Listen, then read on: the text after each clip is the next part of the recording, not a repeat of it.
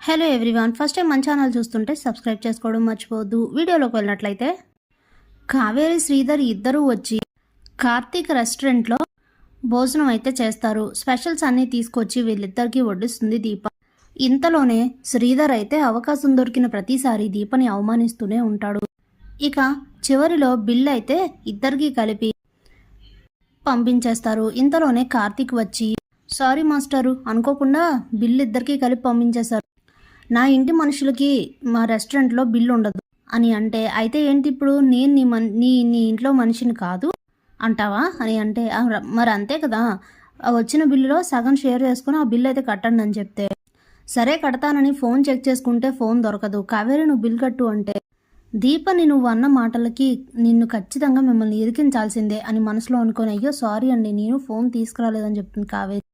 ఇక అవకాశం దొరికింది కాబట్టి శ్రీధర్ని కార్తీక్ కాసేపు ఆడుకున్న తర్వాత ఇంతలోనే దీప ఫోన్ నుండి వదిలేయండి అని అంటే, నీ దయాదాక్షిణ్యాలు నాకేం అవసరం లేదు, నేను మళ్ళీ తిరిగి వచ్చి బిల్లు కడతాను అని చెప్పేసి అక్కడి నుండి వెళ్ళిపోతాడు శ్రీధర్.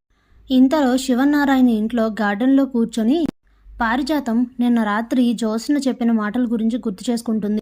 దీపని శౌర్యని చంపాలనుకున్నది నేనే అన్న విషయం అని జ్యోత్స్న చెప్పిన విషయం గుర్తు చేసుకు, ఏంటిదంతా, అసలు ఇది ఇలాంటి పిచ్చి పనులు ఎందుకు చేస్తుంది, ఒకవేళ ఇప్పుడు దీపకి ఆధారాలు దొరికితే ఏంటి పరిస్థితి అని ఆలోచిస్తూ టెన్షన్ పడుతూ ఉంటుంది. ఇంతలో రాత్రి అవుతుంది.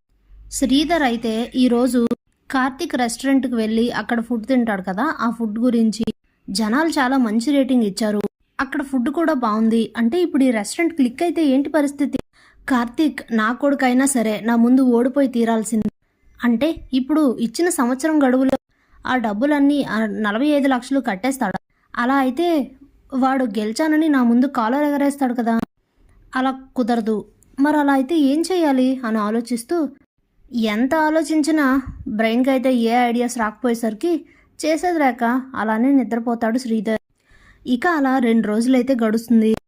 ఇక 3వ రోజు ఉదయం శౌర్యని స్కూల్కి పంపించిన తర్వాత కాంచన అనసూయ ఇంటి దగ్గర టిఫిన్ సెంటర్ చూసుకుంటూ ఉంటారు. దీపా కార్తీక్ రెస్టారెంట్కి వచ్చి యథావిధిగా ఫుడ్ అంతా ప్రిపేర్ చేయించి కస్టమర్స్కి అయితే ఫుడ్ని అందిస్తూ ఉంటారు. ఎప్పుడు ఎవరికి ఏం కావాలి ఏంటి అనేది వీళ్ళిద్దరే దగ్గరుండి చూసుకుంటూ చాలా కేర్ఫుల్గా ఉంటారు. ఇక ఆ రోజు ఫుడ్ తిన్న తర్వాత అందరూ కూడా అక్కడి నుంచి వెళ్ళిపోతారు. ఈవినింగ్ అయ్యేసరికి రెస్టారెంట్కి అయితే పోలీసులు వస్తారు. పోలీసులను చూసి దీపా కార్తీక్ ఇద్దరు కంగారు పడుతూ ఉంటారు. ఇదేంటి ఎప్పుడు లేని మన రెస్టారెంట్కి పోలీసులు వచ్చారు, ఏమై ఉంటుంది కార్తీక్ బాబు అని దీప అడిగితే, కంగారు పడక దీప, ఏమైందో వాళ్ళని అడుగుదాం అని చెప్పేసరికి ఇంతలో వాళ్ళు వచ్చి కార్తీక్ అంటే మీరేనా అని అడిగితే అవును అని చెప్తాడు కార్తీక్. మిమ్మల్ని అరెస్ట్ చేస్తున్నా అనేసరికి షాక్ అయిపోతారు ఇద్దరు. అరెస్టా, ఎందుకు సార్ అని దీప అడిగితే, ఏం తెలియనట్లు ఎందుకని ఎలా అడుగుతున్నారు, మీ రెస్టారెంట్లో ఫుడ్ తిని ఇద్దరికి ఫుడ్ పాయిజన్ అయ్యింది, వాళ్ళిద్దరూ చావు బ్రతుకుల మధ్య కొట్టుమిట్లాడుతున్నారు, మరి ఈ రెస్టారెంట్ని ప్రస్తుతానికి రన్ చేస్తున్నది మీరే కాబట్టి మిమ్మల్ని అరెస్ట్ చేయాలి అనేసరికి ఇద్దరు షాక్ అవుతారు. ఫుడ్ పాయిజన్ అదేంటండి, మా రెస్టారెంట్లో ఫుడ్ తిని ఫుడ్ పాయిజన్ అవ్వడం ఏంటి, మేము చాలా హైజీన్గా ఫుడ్ కుక్ చేస్తాం, అలాంటిది మీరు ఎలా చెప్తున్నారేంటి, వాళ్ళు మా రెస్టారెంట్లో తినుండ్రు ఇంకెక్కడో తినుంటారు అని అంటే, లేదు మేము అన్నీ కరెక్ట్గా చెక్ చేసుకొని క్లారిటీ తీసుకున్న తర్వాతే వచ్చాం, ఇక మీరేం చెప్పాల్సిన అవసరం లేదు, మిమ్మల్ని అరెస్ట్ చేయడమే కాదు ప్రస్తుతానికి ఈ రెస్టారెంట్ కూడా క్లోజ్ చేయాలి అని చెప్పేసి కస్టమర్స్ అందరినీ బయటికి పంపించేసి ఉన్న పలంగా రెస్టారెంట్ని క్లోజ్ చేసుకొని కార్తీక్ని అరెస్ట్ చేసి తీసుకొని వెళ్ళిపోతారు. ఇక దీప చెప్పలేనంతగా బాధపడిపోతూ కుప్పకూలిపోతుంది అక్కడే. ఎలా అయినా కార్తీక్ బాబు గెలవాలనుకున్నాను, ఇదేంటి ఇలా జరిగింది అనుకొని చాలా బాధపడుతూ ఉంటుంది. ఇంతలోనే సోఫాలో నిద్రపోతున్న శ్రీధర్ని కావేరి వచ్చి నిద్ర లేపితే, అయ్యయ్యో కావేరి నీకు గుడ్ న్యూస్, అయ్యో నీ గుడ్ న్యూస్ కాదులే నాకు మాత్రమే గుడ్ న్యూస్ అని అంటే, ఏంటది అని అడుగుతుంది.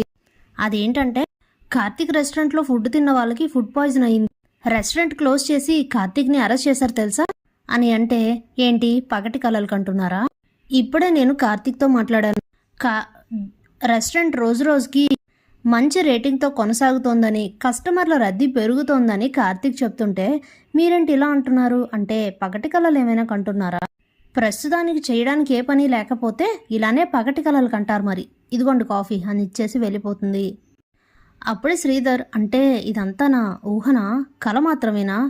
ఇదే నిజమైతే ఎంత బాగుండు. ఎలా అయినా సరే కార్తిక్ గారిని ఓడించి తీరాలి, ఈ సంవత్సరం గడువులో ఆ డబ్బులు వాడు కట్టకుండా చెయ్యాలి అనుకుంటూ ఆలోచిస్తూ ఉంటాడు. Thanks for watching.